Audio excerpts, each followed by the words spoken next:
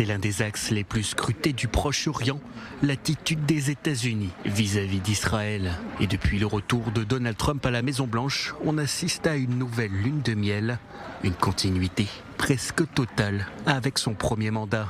4 années durant lesquelles le républicain reconnaît Jérusalem comme capitale d'Israël, transfère l'ambassade des États-Unis de Tel Aviv à Jérusalem, reconnaît la souveraineté israélienne sur le plateau du Golan, sort les États-Unis du JCPOA, autrement dit l'accord nucléaire iranien, sanctionne l'UNRWA et abaisse le montant de l'aide aux Palestiniens et surtout est l'homme clé derrière les accords d'Abraham. Officiellement investi pour un second mandat en janvier dernier, Donald Trump en profite pour donner son feu vert à la guerre à Gaza, puis plus tard aux frappes israélo-américaines en Iran, impose son veto à l'ONU et réaffirme son soutien à une Jérusalem unifiée sous souveraineté israélienne. Mais quelques fausses notes du point de vue israélien, sa proximité affichée avec le Qatar, la Turquie ou la Syrie qui inquiète Jérusalem.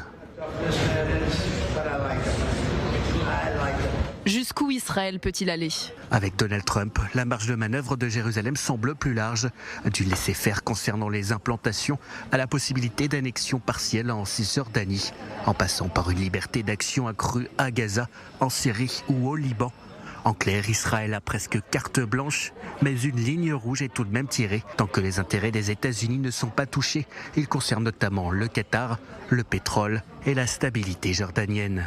Et si demain un démocrate progressiste arrivait au pouvoir ? Le changement de décor pourrait être brutal, avec la possibilité de pression sur l'aide militaire, voire un gel partiel, moins de veto américain aux Nations Unies, plus de résolutions anti-israéliennes et dans l'aile progressiste, la reconnaissance d'un État palestinien. Israël, État allié ou vassal ? La question n'a jamais été aussi brûlante.